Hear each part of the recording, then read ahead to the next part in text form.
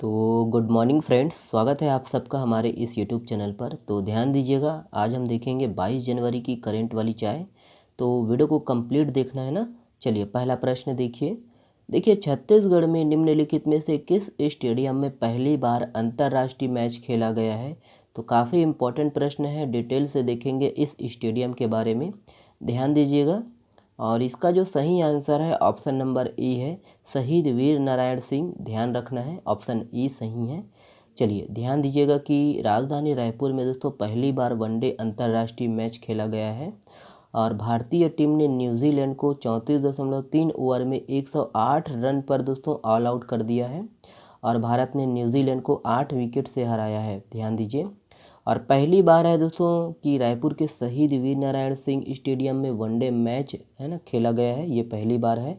ध्यान रखना है कि दोस्तों 2008 में इसका जो है उद्घाटन किया गया था इस स्टेडियम का, याद रखिए।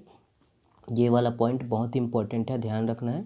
60,000 दर्शकों की क्षमता वाला यह स्टेडियम भारत का 50वां स्टेडियम बन गया है एवं भारत का जो है तीसरा सबसे बड़ा और दुनिया का चौथा सबसे बड़ा स्टेडियम है। ओके, ध्यान दीजिएगा, इम्पोर्टेंट है।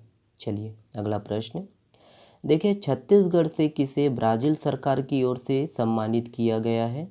ऑप्शन है यहाँ पर देखिएगा और इसका जो सही आंसर है ऑप्शन नंबर सी है, प्रशांत बनर्जी। ध्यान दीजिएगा, प्रशांत बनर्जी। याद रखना है दोस्तों कि वैश्विक जलवायु नियंत्रण, क्षेत्रीय वायु प्रदूषण रोकने और किसानों की आय दोगुनी करने की प्राथमिकता को लेकर किए गए प्रयासों में छत्तीसगढ़ के पेंड्रा के माटी पुत्र प्रशांत बनर्जी को ब्राज़ील सरकार की ओर से सम्मानित किया गया है। ध्यान दीजिएगा कि पेंड्रा के सुप्रसिद्ध होम्योपैथिक चिकित्सक तथा समाज सेवी स्वर्गीय डॉक्टर प्रणव कुमार बनर्जी के पुत्र प्रशांत कुमार बनर्जी को गन्ने से उत्पादित एथेनॉल को पेट्रोल गाड़ियों में 20% तक मिलाकर देश सेवा और अंतर्राष्ट्रीय संबंधों, खासकर ब्राज़ील के साथ अद्वितीय कार्य के लिए ऑर्डर ऑफ डेयोरियो ब्रांड को सम्मान से नवाजा गया है। ध्यान दीजिए कि यह सम्मान जो है भारत सरकार के पद्मश्री सम्मान के बराबर माना जाता है। ओके, ये सब पॉइंट है, ध्यान देना है। ये वाला प्रश्न देखिए निम्नलिखित में से किस जिले के डोंगरी गुफा में देवी रानी माई विराजित है। तो ये है ऑप्शन, देखिएगा और करेक्ट आंसर है ऑप्शन नंबर बी है, कांकेर। ध्यान देना है, कांकेर।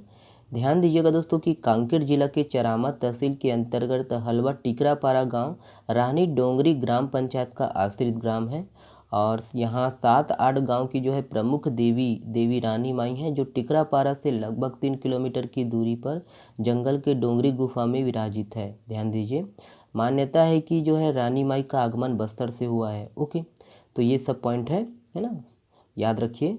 और रानी माई के स्थान पर दोस्तों उनकी है ना, उन स्थान पर उनकी सेवा के लिए घोड़ा रखा गया है, ये भी है।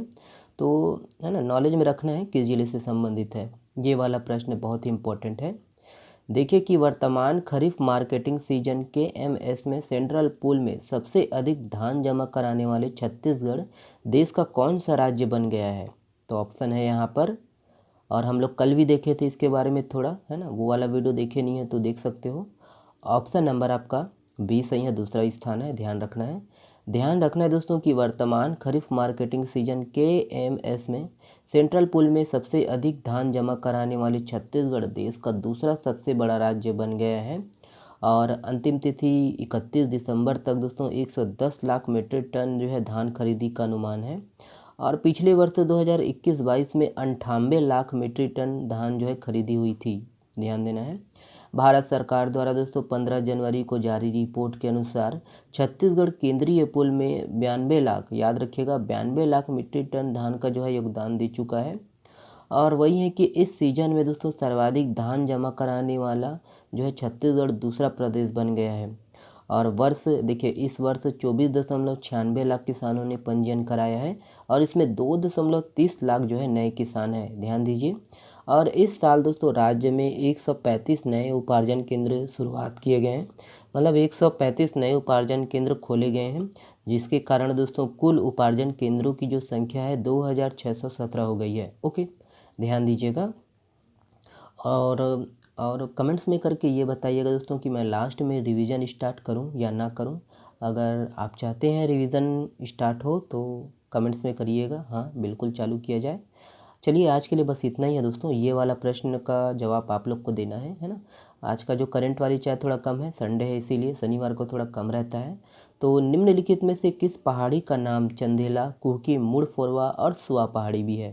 तो यहाँ पर ऑप्शन है, ऑप्शन को देखिएगा और इसका जवाब आप लोग कमेंट्स में करिएगा। ओके, चलिए आप हमसे जुड़ सकते हो दोस्तों टेलीग्राम चैनल से। इसका जो PDF है फ्री में डाउनलोड कर सकते हो, कोई पैसा कोई शुल्क नहीं है ना। मैं जून से बनाना स्टार्ट किया हूँ दोस्तों, मई जून से। तो वहाँ से लेकर अब तक का जो है जितना PDF हमारे टेलीग्राम चैनल में उपलब्ध है, डे बाय डे देखिए, ठीक है।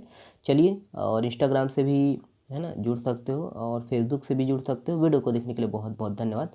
और शेयर करिएगा दोस्तों, सपोर्ट करिएगा, आप लोग का सहयोग बहुत ही ज़रूरी है ना।